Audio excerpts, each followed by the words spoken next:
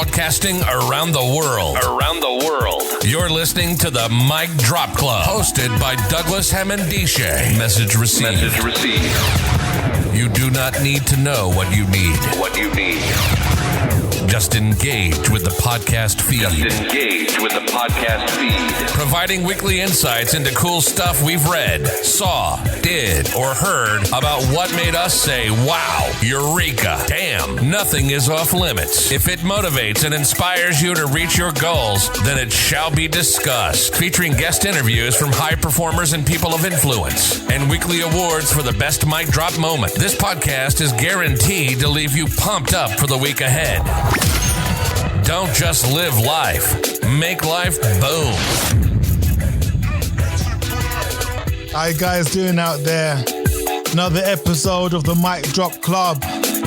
And this one today is special. This Mic Drop episode is brought to you courtesy of Marteka Swaby. That's right, this is the second time she's been on the show, but this time she is taking over the show, as it were. And we're going to play you a live event she has done, whereby we were exploring the mental health issues affecting Black, Asian, and minority ethnic groups. So this was a special live session that Marteka put together for Benevolent Health. It was available via her Facebook channel. So I'm going to play extracts for you. In fact, I'm going to play the whole thing. And please tune in, and all the links to get hold of myself, the guest speakers there. I want to actually send out a special shout out to Eduardo, who was on there. Very eloquent dude, very cool dude as well, breaking down some of the challenges that are affecting ethnic minority communities pertaining to mental health. Just relax and enjoy this live session hosted by Marteka Swaby on her Facebook channel. Check it out. You are so much more. MicDropClub.com. Make life boom. Facebook, welcome to day 22 of the Reinforce, Energise and Focus Stress Awareness Programme. I am super excited to be on today. We are talking about one of my favourite topics, BME and mental health. So we're going to be looking at some of the challenges facing the BME communities around mental health in this time. I've got two fantastic people with me who I absolutely love and adore. I have got Douglas Hamandishe, who is going to be talking to us from the perspective of a chief clinical officer, a mental health nurse, and someone who has loads of experience as a podcast host. And then we have our lovely Eduardo, who is an art creator, an art curator, and a mental health advocate. So welcome, guys. How you guys doing there? You all right? Hey. It's so good to have you on. Ditto. We're super excited to be here. So, I mean, I've obviously met you guys in different circumstances. Eduardo, we met through art because I was doing a stress awareness event, a launch around looking at our addiction to digital, really. And we had an amazing artist down there, Martin Grover, and that's how we met. So tell us about your perspective on mental health for the BME community. Do you think it's still a taboo topic? Goodness. Don't start with the easy questions. Don't start with the easy questions. I think we always discuss the BME community as one community. Yeah. And we have to remember there are different communities and there are different pockets within that in itself. I think in the mainstream discussion, I would say what was an academic issue has become more of a mainstream issue. So you have people that you wouldn't associate with questioning their mental health and having informed discussions on it, wanting to push the agenda, wanting to understand more about themselves. But then again, there are deep-seated, I would say, cultural issues to be addressed, especially when it comes to mental health. Within many communities, mental health is the ultimate taboo. I can speak from a personal experience. Sometimes I get a lot of support, but in other times I don't, because I'm a high-functioning individual. Just to put it out there, there are different levels of functionality when it comes to mental health. So on the outside, I may seem very well put together and the rest of it, but because you only see the facade and you don't see what's behind the facade, you sometimes don't get to question, you don't get the same level of support, let's just say, when it comes to your individual mental health needs.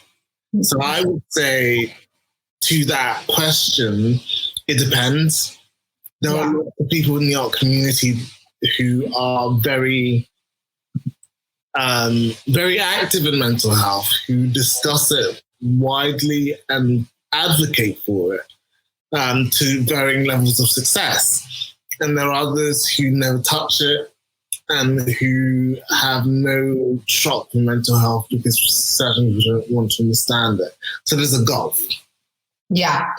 Doug, maybe you can fill in, because obviously you've got a deep kind of NHS background and have worked strategically and on the front line as a clinician. So you've got kind of a really broad spectrum of, taboos and treatment disparity. I wonder if you can add to this. Sure enough. I think everything Eduardo was saying, I fully stand by that. And he's painting a picture that is very complicated, because although we come under the black banner of Black, Asian, minority, ethnic groups, within those groups, there are very specific nuances in how they manage mental health and other cultural variances as well, which has an impact on the collective group.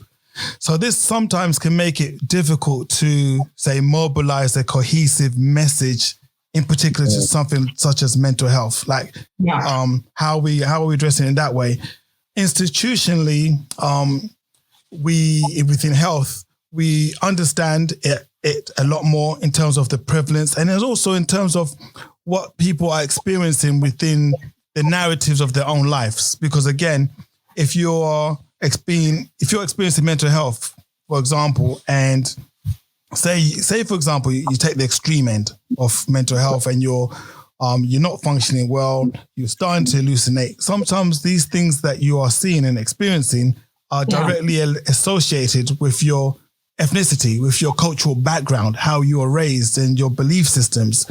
So supporting people and helping them unpack some of those issues becomes very, very complicated. I'm happy that we're having this conversation.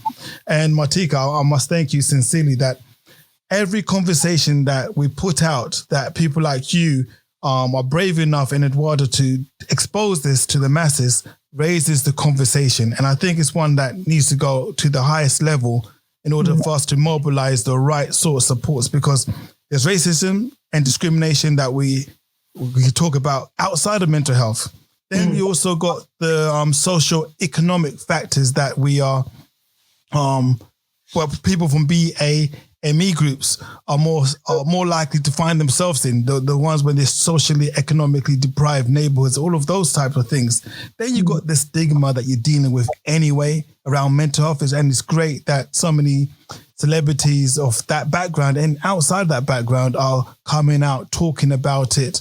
The royal family are very pro. I know Prince William is very vocal about mental health, and Harry was as well. So, and the criminal justice system, because here's where I'm conflicted by.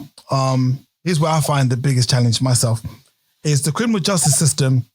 When somebody is deemed not to be able to look after themselves or not being able to keep themselves safe or others, or at risk to themselves or other people, whichever way you want to frame that, okay? There's a criminal justice component attached to that also links in with health. And this is where I think a lot of focus needs to be at, because at the point whereby a clinician, a nurse, a psychiatrist, a psychologist, a support worker is supporting people with mental health, sometimes their interventions, the way they want to support and help somebody, is greatly impacted upon by the criminal justice system, you know, and that there is a big problem. And then other factors that we can talk on the show, really. Yeah. So that's me just trying to expand it all out. There's so many moving pieces to this. I'm keen to see how it goes and shapes in the spirit of this conversation, really. Yeah, I mean, you've touched on some key areas there in terms of diversity and, the BME community not being a homogenous group. That's key. I think the criminal justice system has a huge impact on, how we treat and view mental health, especially with the Mental Health Act. I mean, I don't know if anyone's been reading the coronavirus bill, which significantly changes the Mental Health Act. And so, BME communities and potentially other vulnerable communities are going to be, more at risk potentially of discrimination under our new regime. And I think it's really key that we start to think about some of these areas, because actually one of the things that I think is really important in treating people per se, I mean, if you look at the stats, for example, I mean, Black men are 20% more likely than their white counterparts to experience some trauma or psychological distress for, a number of reasons. If you look at the stats of men versus women going into treatment, there are far more men that appear in acute wards with mental health breakdown, suicide, whatever the issues are in an acute setting, than in primary care. So going for counselling and that kind of what I would call primary care upfront support, and not the back end, which I think the criminal justice sector kind of fits into that back end, when actually things have got out of balance, out of control, and actually you need an emergency intervention. So if we're looking at this from a preventative perspective, and the idea that, we all have mental health, regardless, age, sex, nationality, whatever.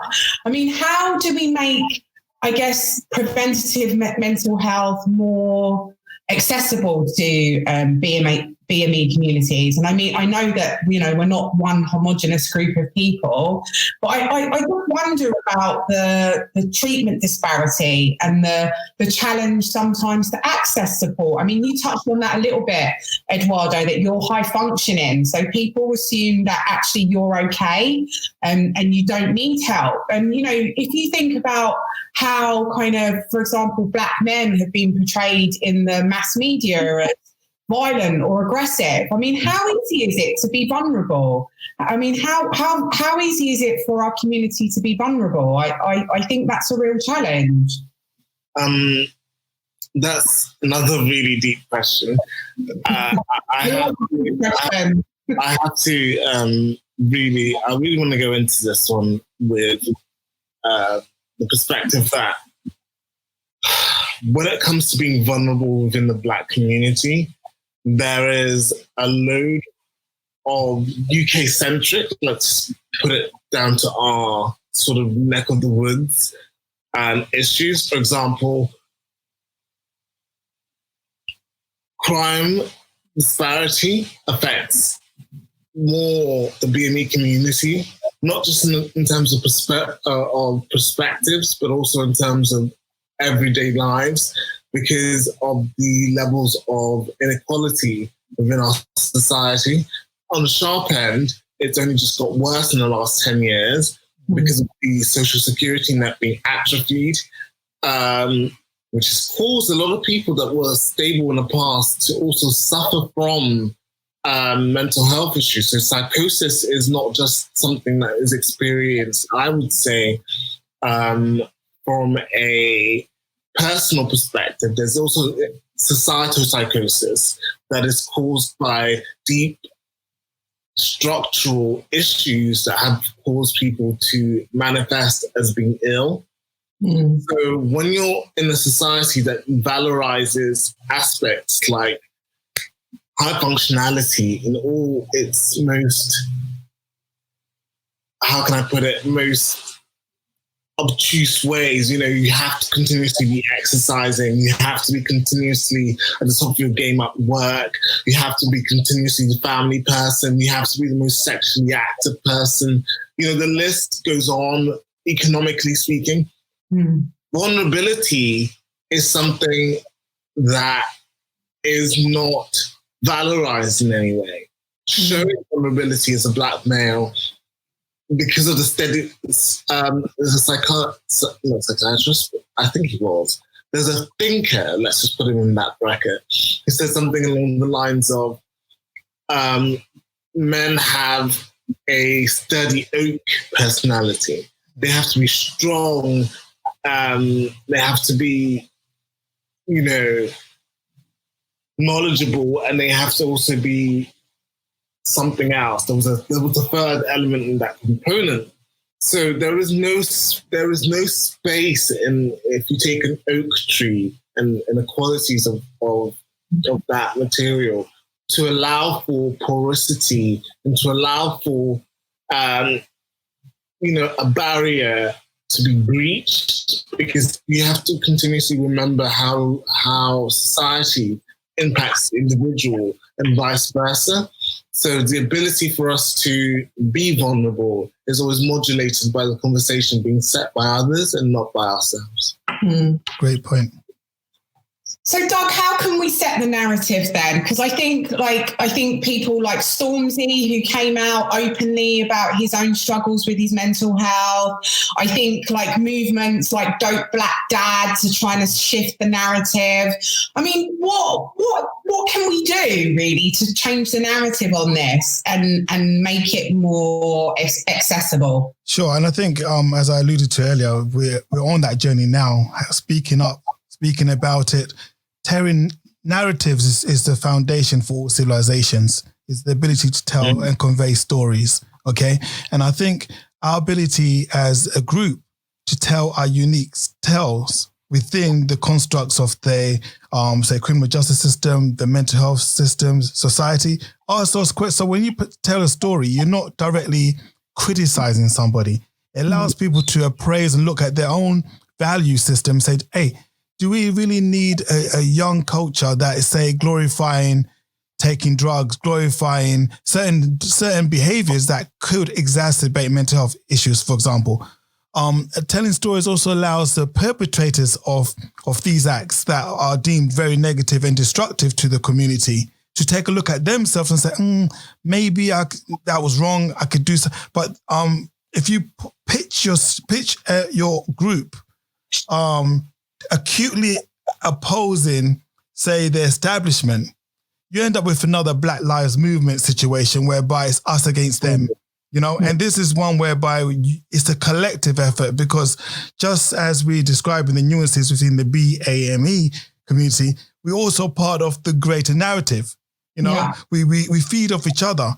When I'm on the wards, I work with a team of people who are white, some are Black, some Asian. It doesn't really matter, you know? But the effects on the whole system, from social care onto, say, primary care, the acute care, is not just kept within the BAME budget per se. I think there's something about a greater responsibility, and Eduardo's comment regarding being the oak tree, I can totally relate to that, because my father figure, I look at him as an oak tree, you know, strong, you know, he knows everything. If Dad doesn't know, it's not worthy of knowing.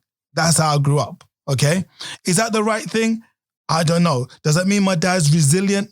You know, I've seen him be resilient through time, but I've also seen the effects of him demonstrating his resiliency, bending opposed to standing firm, you know, being flexible opposed to just standing firm by his beliefs. I've seen that. And I've also seen the repercussions by other family members and the community when my dad was able to be flexible, because culture would take you to a certain, the limits around every culture. And that is a problem. So for you to be accepted by your culture, it means you're basically subscribing and you're conforming to the certain values and principles within that culture. That doesn't really allow for people to be individual. That doesn't allow people to be themselves and feed back to the group, oh, I like eating this, but the group says you can't eat that. I want to go and travel here, but the group says you cannot travel there. I want this person as my spouse, but the group says no. And when you got all of those very strict rules that then end up meaning the black male within the community is deemed as an oak tree, there's no room for flexibility. You know what oak trees happen? What happens to oak trees over time? You know, they crack, they fall down. You know, they're not resilient. Oak trees are not resilient. They crash. And that's the problem. A lot of us within the BME community, we're keeping up this visage that we are this strong, alpha, dominant. And the funny thing is other cultures look at us in that way as well, you know, because the stereotypes are fed inward and experienced outwardly as well. So to the outward community looking in at the BME community, they'll see a black male as an oak tree. Your point, your question to Eduardo, Marteka, about what was the question in terms of being vulnerable? It's exactly that. You know, the second you're vulnerable, but society can't see you as vulnerable. You know, if society if a police officer deems a black male, for example, when his shoulders are relaxed and he's gazing at his feet and he's showing signs of anxiety, that's not somebody who's been in a vulnerable state. That's somebody then now actually trying to conceal drugs. That's trying to do something mischievous. There's a problem, you know, because this is why I think at the heart of it, to move things forward, is the storytelling as a collective, really. The more stories we send out there, even about experiences in terms of how do you feel when you're depressed? How does depression manifest itself in black men? You know, because there are studies being done, but the sample sizes are so small. Yeah. You know, they're so minuscule that you can't really do much with it. You know, even the strength of the medication, a lot of the profiles for the medication that is given, you know, is I personally, now I'm going on personal opinion, I think there needs a lot more. I think there needs to be a lot more evidence-based. And I've seen through experience, 15 years worth of experience working on wards. The dose of medication also given to BME communities, I would say is a lot higher. It's a lot higher because the nurse, the humble nurse, unbeknown to themselves, might view the black male with this, what's that film? The Green Book? Yeah. He's a big guy. He needs extra medication before it has an effect. But the thing is, the medication have an effect. But the individual that's taking the medication is so focused on being that oak tree. Yeah.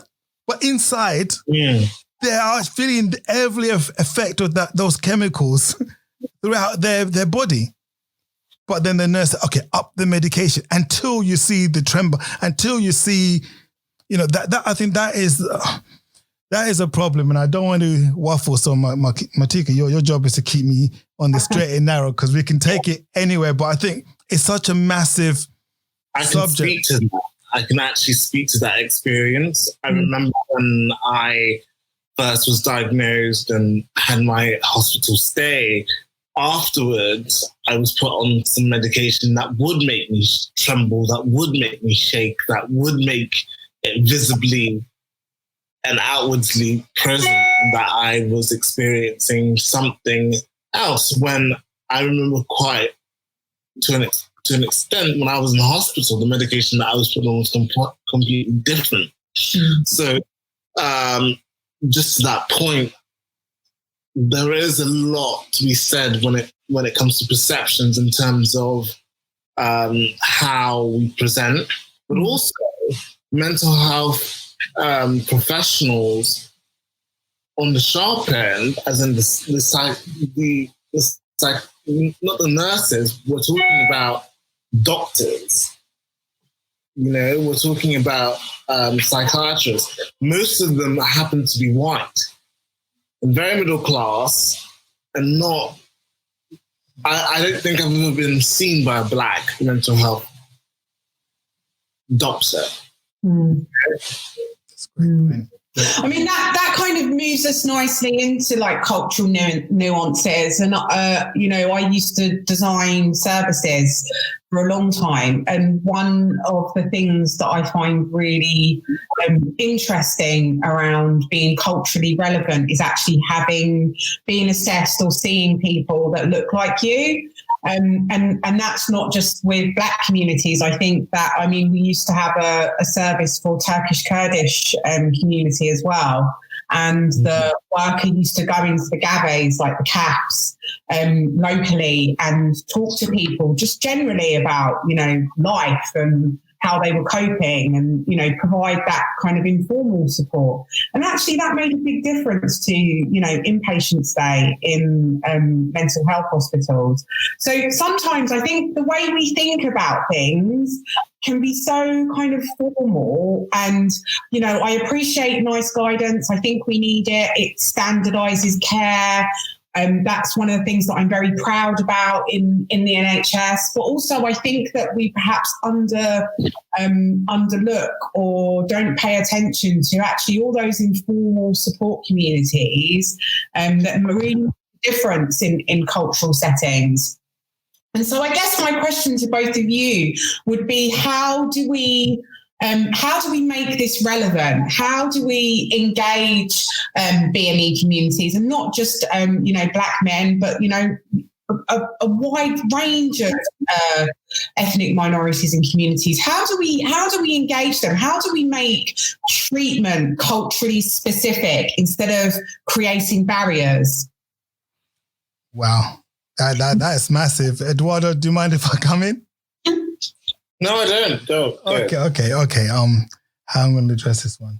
I think the how is such an important thing. And when we've had, say, 10 years worth of austerity, there are no youth centres. The weak and the vulnerable are affected mostly when it comes to constriction in budgets. We've seen that already. Yeah, there's a big knock-on effect. I would say a lot of work needs to be done first to get a baseline, you know, and I think I'm so happy I'm happy about the data that's coming out of the coronavirus. Yeah. Because one very important statistic that's come out, for example, is the myth that was debunked very quickly that was being spread amongst BME communities that somehow this is a European disease, this is an Asian disease, right? Then now you've seen the evidence there. Now, BME within the UK, we make up 14% of the population. 14% of the population, right? So out of that 14%, we need to get up-to-date information that how is it broken up within that percentage? Then that's how we see how we are all individually doing as a people. Yeah. So that's a point in time thing. That needs to be done. That's work that needs to be done now to support outreach services, to support education programs, to support better stories being told within music, within the film industry, within the arts, you know, and in sports. Because if our role models within those areas are perpetuating stereotypes that compound our situation, there needs to be a counterbalancing narrative that somebody who's young can also say, but yeah, I don't need to be a gangster type rapper. I got a conscious rapper. I don't need to do art like this. I can do it like that. I don't need to act always in the violent way. I can act in this way. You need to have that balancing act. And I would say to establish a baseline, you need to have understanding where we are as a community right now. Where are we? And from my humble opinion, I would say we are grieving. The BME community is still very much in the grieving stage. And what I mean by that is this. Typically in poor communities all around the world, you have more children. You need more children to support you in your older age. You need more children to support you if you've got agriculture background, but you need more children, right? Because they'll give you a greater chance of survival moving forward. And you see a lot of people in the BME communities come from larger families, right? But therein there also lies a problem, because if you are from that background and you suddenly fall ill, the effects are deeper, because we're probably 1, 2, 3 generations in this country. So the support mechanisms are not fully there. So the young person feels the pressure of being, okay, maybe you're the only child in your family. And then now you're experiencing behavior that is deemed deviant, that is deemed inappropriate, that is deemed all of these negative things. And your parents look at you like, you were supposed to be the breadwinner. You were supposed to do this. So the family are grieving that loss, that you are not going to be that which they thought you were going to be in the first place.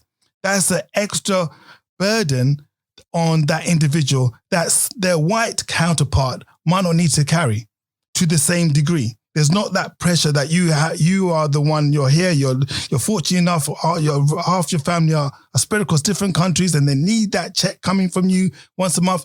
They don't really have that pressure on them. And if you're not a high performer, what you're supposed to do when your aunties, your uncles, your brothers and sisters are all doctors, and see every nuance within the BME community has those inherent pressures put on the children, and I think that needs to be challenged and really worked through teaching, education, and as I said before, really, but that's underpinned by taking a look at the data so you can target your resources effectively. Because I can assure you, if you target an intervention, for example, a high-flying individual, so an underperforming young person might not gravitate to a CBT type therapy. If they've never done homework, they might not. I don't know. I'm just saying, there's not one size fits all. It requires work. When it comes to treatment and making it accessible and making it culturally relevant, the point is that some of them can be quite corny, rap for life. I don't know. People just getting together and rapping. That's a good, as an intervention, it works, but because of the fact that, as Douglas said, there is no baseline treatment that you can receive, and there's so many disparities within the system as to which ways you can access treatment. For example, I had amazing treatment when I was presenting ill. I really did. I was taken into hospital. I was seen. I didn't have to wait a very long time. I had, when it came to the other end of it, when it came to the personalized care end of it, after I stopped being a danger to myself and the community, apparently, I don't think I was when I was going into the hospital, but that's a different thing anyway. That broke down. I didn't have someone for my CBT session that I could relate to. So even though those interventions may sound corny, for example, meeting someone in a cafe and having a chat with them, meeting people in the park, people, there's a quite middle class, how can I put it, way of also dealing with with mental health when people get pets, for example. You get given a pet, you get given a dog, something to look after, something to deflect the stress away from yourself so you don't have to continue to speak. Which is not necessarily available to people from BME communities, because we are still, as Douglas said, grieving for the fact that we've had to move from many times from very volatile environments into other volatile environments, being at the lower end of the social strata, which is what most people present as when they arrive in the UK. And the idea that we're supposed to be breadwinners is something that we need to tackle really quite strongly, I think, because I've had it myself when I was ill. The chief consideration was how long was my convalescence period before I could be a working member of society. Before I could return to the market. and contribute to the family pot, which was both benevolent in a very sort of roundabout way, but also quite emotionally taxing, because there is no level of support when it comes to the state that would actually bring up that safety net that's supposed to lie underneath a person when they're going through an experience. I think, if you can correct me if I'm wrong, but depression really only shows after an incident, a year to 6 months after you've had actually that incident taking place. Mm-hmm. So you end up with a situation where you've had your episode and you're fine for like 6 months because you're high on adrenaline and you're sort of doing well, and then you end up dipping again. And those peaks and troughs are not uniform to everyone. So you end up having situations in which you're really high, for example, because I suffer from kind of the schizophrenia, bipolar end of the spectrum stuff. Mm. So I end up being very high up in terms of energies and in terms of being on top of things. Mm. And then I have a drastic drop in my abilities to perform. Mm. And that in itself doesn't allow for a uniform curve. So when it comes to services, again, going back to my original point, I didn't find the CBT helpful with it. Mm. Because I couldn't relate to the person that was speaking to me. I had no cultural cues, either intellectually, because sometimes we sometimes place a burden on ourselves to find people who look like us in order to relate to us. Mm. But sometimes it's not about just looking at like someone. It's also being able to speak to them on an intellectual level and for them to be able to empathize with you. Mm. So that's what I wanted. I think what you touched on there around connection is really key. And actually, even as a psychotherapist, I definitely don't work with all the people that, you know, make inquiries and come to me, because we don't have that connection. And so I think there's really value in a therapeutic intervention when there's connection. And I also think that connection doesn't have to come from necessarily a professional. I think that our like peer structures. So for example, you know, I've got quite a long history working with addiction, and in addiction communities, like the more informal things like NACA and those peer type support groups actually provide a lot of containment, provide that connection back into life for people.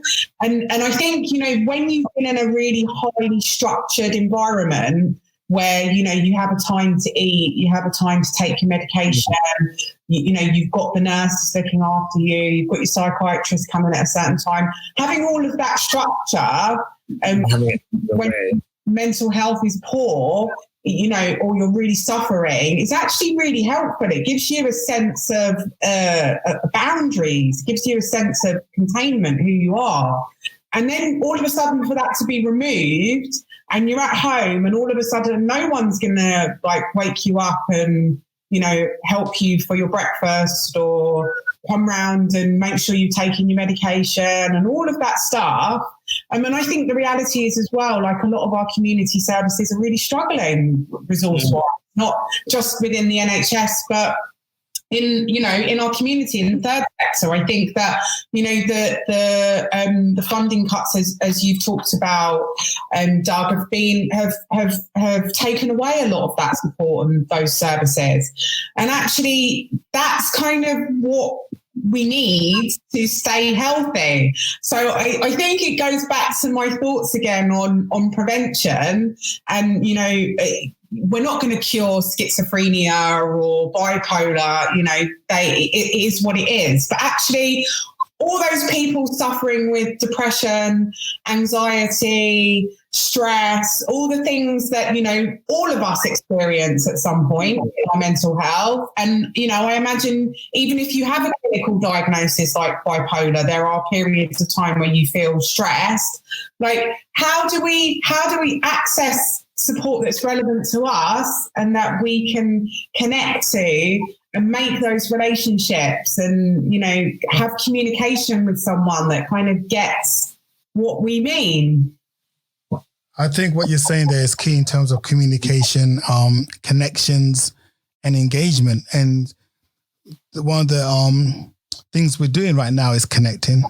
The whole planet is connecting now digitally, making best use of whatever tools they have to make those connections. And I would support you in the fact that sometimes to engage or connect with somebody, you don't have to even come from the same background. It is finding that piece of information or that nugget that allows you to engage and connect with that person or individual. Could be something as basic as the same football team or the like in the sport, but it comes from you coming from a sincere place. It's no longer about, say, professionals. Like I said, I've got a long history working mental health wards, community and inpatient, and it's still the same thing. Those nurses that want to engage, you know, because if you're on the other side, there people who are in need of help are constantly looking out for cues, as Eduardo said, cues. And sometimes the culture one are there. I understand it, but I've engaged, and you can also engage people that can't even speak because they look at your eyes, look at your body language. They can tell you're sincere. And I think this is where the movement needs to be. We need to re-educate a lot of the people already in health from the top down. Because equally, a black male being brought onto a ward whereby the majority of staff may be black in acute mental health, London, typically black, okay? If that experience is negative to the patient, yeah?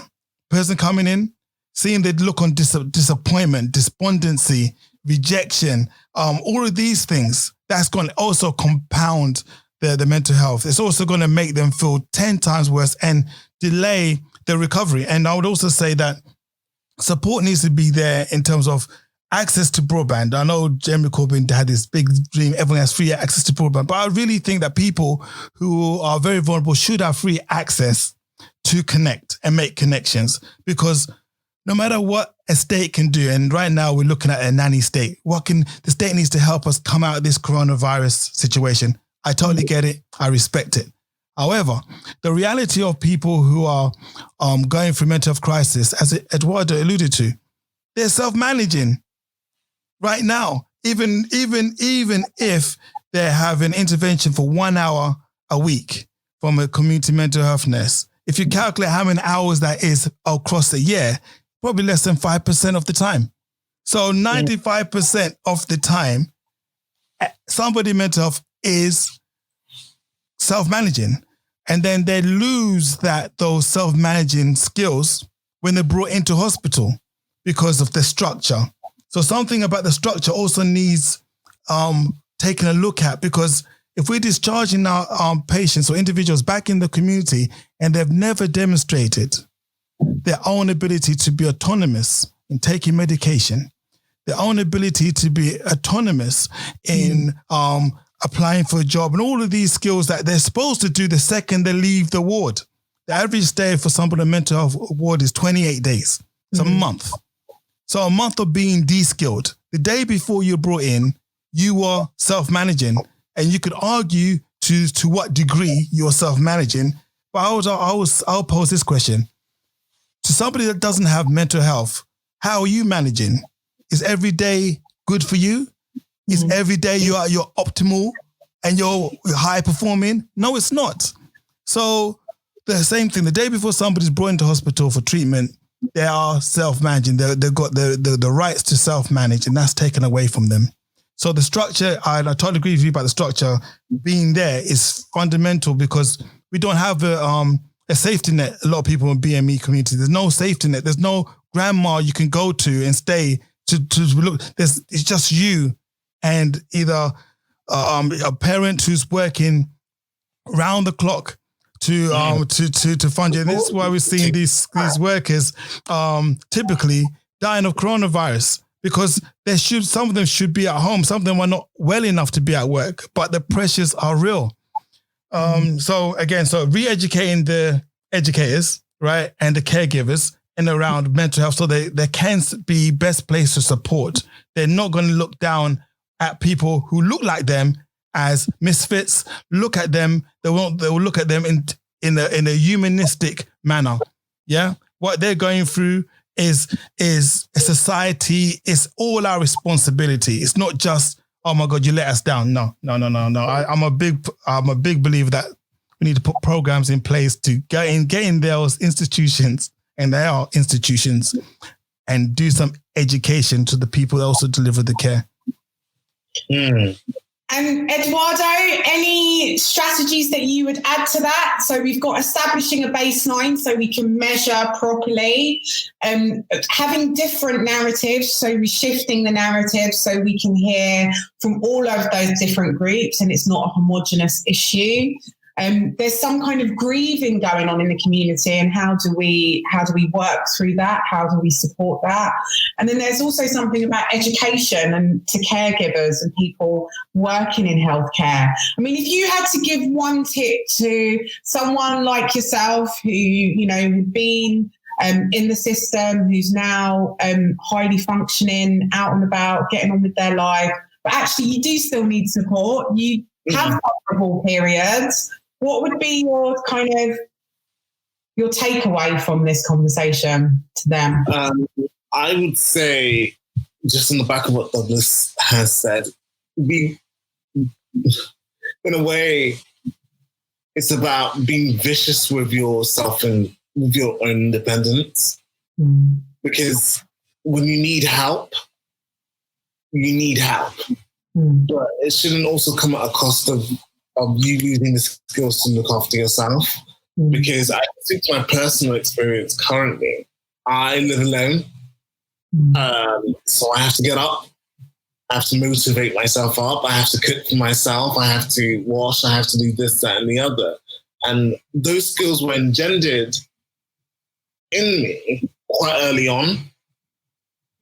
And if I didn't have those skills, I wouldn't be able to deal with living alone, which is what you might have to do as a person who suffers from acute mental health issues, in order to best manage yourself. Because sometimes living with the situations in which you have parents who do work probably all the hours that God gives, who may not have safety nets themselves when they're ill, and so on and so forth, does create even more stress when it comes to managing yourself. So I would say maintain the things that you love. For example, if you sing in a choir, try to continue singing in a choir.